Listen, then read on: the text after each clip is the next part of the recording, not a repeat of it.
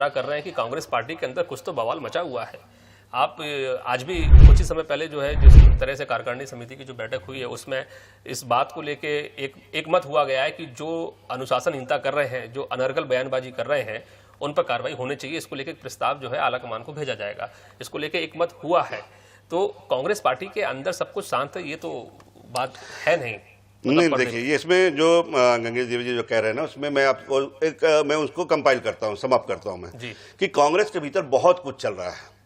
पहली बात ये चल रही है कि लगातार हार से पूरी पार्टी परेशान है। जिस तरह से नगर निकाय चुनाव में, पंचायत चुनाव में, जनपद में, पालिका में जिस तरह से हार हुई है, ये परेशान है पूरी तरह से। और हम लोग सब जानते हैं, गंगेश जी मेरे साथ में लंबे समय से रिपोर्टिंग की, हम लोग सब जानते हैं कांग्रेस कई धड़ों में बटी हुई है, शुरू से, आज से नहीं, कई धड़ों में। एक जोगी गुट हुआ करता था, एक श्यामाचरण विद्याचरण शुक्ला गुट हुआ करता था, एक जो है वो भूपेश बघेल गुट हुआ करता था, एक नंद कुमार पटेल गुट हुआ करता था, एक जो है चरणदास महंत गुट हुआ करता था, एक सिंधे गुट, ऐसे कई गुटों में बटी हुई कांग्रेस है। 2018 में अगर आप कहें ना, तो 2018 में कांग्रेस जीती नहीं है, भाजपा हारी है। पर जनता ने बदलाव चाहती थी सीधे शुद्ध रूप से, नहीं तो रमन सिंह के कार्यकाल में ऐसी कोई बुराई नहीं थी, ऐसा कोई बड़ा भ्रष्टाचार का मामला नहीं था।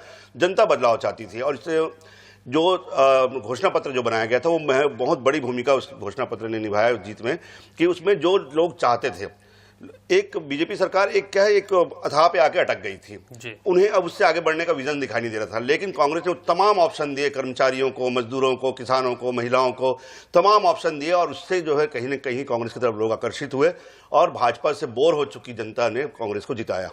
अब रही बात बदलाव की, तो निश्चित रूप से बदलाव के बयार है, और इस बदलाव में अभी सबसे बड़ा चेहरा जो देखा जा रहा है टीएस सिंहदेव है।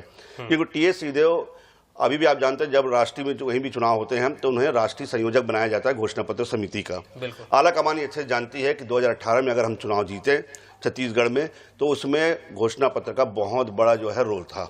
इसीलिए टीएस सिंहदेव को बड़ी भूमिका देखी जाए। टीएस सिंहदेव में ये भी देखा जा रहा है कि अगर वो आते हैं, जिस तरह से पढ़े लिखे हैं, सोबर है, जिन तरह स्वभाव है उनका, वो उन्हें एक जो है एकजुट करने में मदद मिलेगी। दीपक बैज केवल एक आदिवासी चेहरा हो सकता है, लेकिन नेतृत्व क्षमता उनमें नहीं है, ये अब बात साफ हो गई है। तो कांग्रेस के भीतर बहुत कुछ चल रहा है। एक कि तमाम जो आरोप लगे हैं घोटालों के, उनसे कैसे उबरा जाए, दूसरी तरफ पार्टी को कैसे एकजुट किया जाए, तीसरी तरफ कैसे एक नेतृत्व दिया जाए।